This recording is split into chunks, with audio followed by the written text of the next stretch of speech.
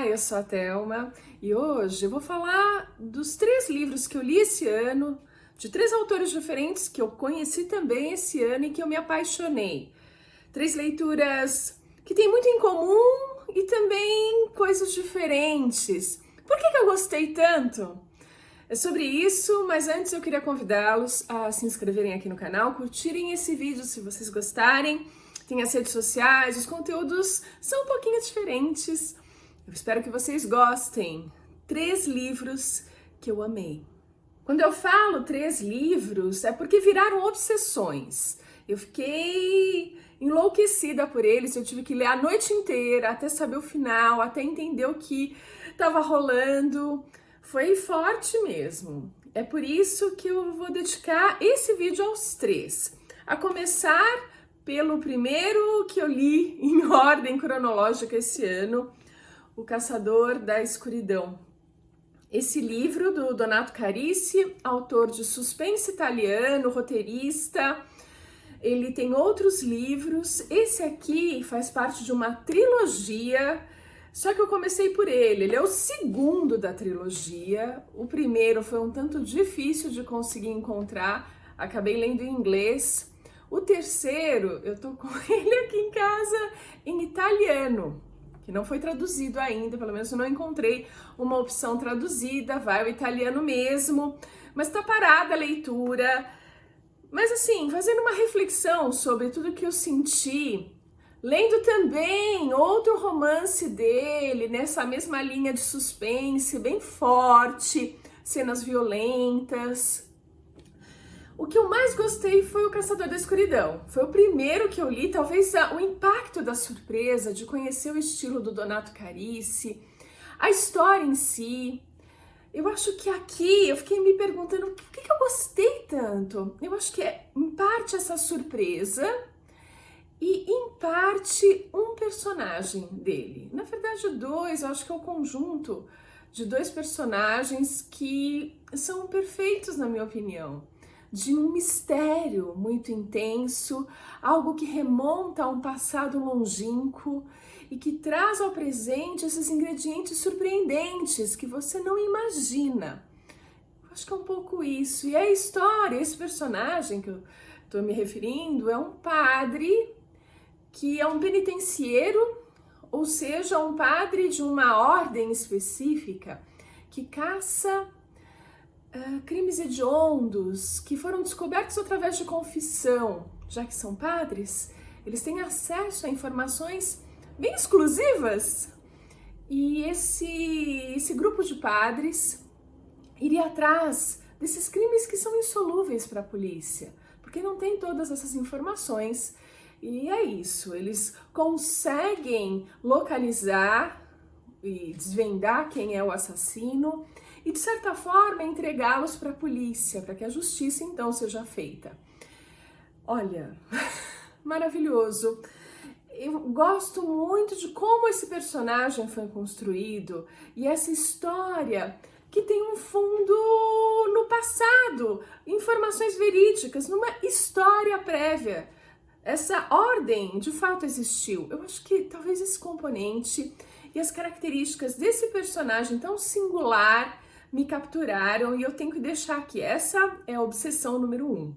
Quando deixamos de entender o mundo do Benjamin Labatut, esse holandês, chileno, cidadão do mundo, que tenho essa sugestão, recebo essa sugestão no ônibus voltando da Flip e fico encantada com essa história, com uma sequência de contos que são meio ensaios, são biográficos, mas tem ficção misturada, então começa com não ficção, termina com ficção.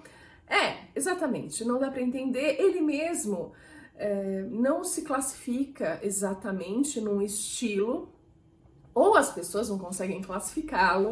Não é exatamente conto, não é só biografia e tem ficção sim. Eu gostei muito, é surpreendente. E o que eu gostei nessa história foram os elementos históricos. E aí, Eu tendo a acreditar que o que eu gosto tem a ver com pesquisa histórica, com romance histórico, e você conseguir resgatar esses componentes e contar para as pessoas de uma forma mágica. Ele faz isso. Ele transforma uma série de personagens que existiram numa história mágica, fantástica, que você descobre o significado de tantas coisas que você jamais pensou que existissem, mas que existem, existiram. E, enfim, é um livro curto, é um livro rápido, é muito interessante. Eu recomendo para qualquer pessoa esse livro, porque por mais que ela não goste de ficção, tem muita não ficção, é bem biográfico mesmo, é uma biografia de gênios que tiveram seu lado luz e sombra expostos no mundo, enfim, livraço! Uma obsessão, mais uma aí pra minha vida, obsessão de número 2. E minha terceira obsessão, O Jardim de Ossos, da Tess Gerritsen, uma autora que já está no mercado há muito tempo, começou escrevendo em 87 e eu só descubro a existência dela em 2024. Achei isso imperdoável.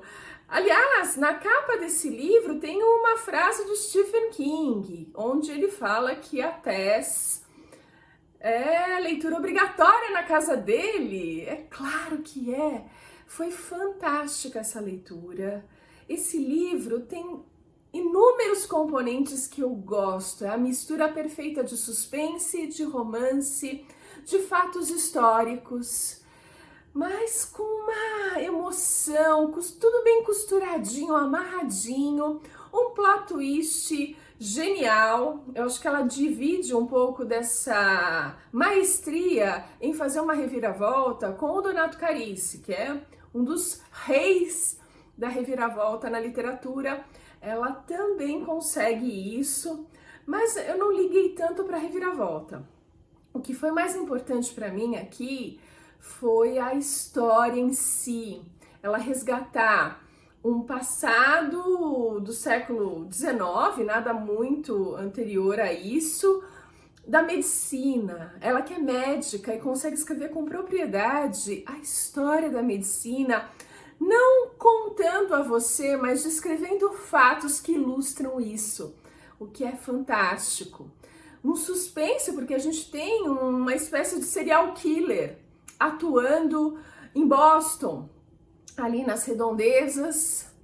E não só isso, a gente então tem esse suspense e tem o nascimento de um amor, desses amores assim profundos, de uma vida de pessoas, né, muito pobres, que não tem nada, que sofrem horrores.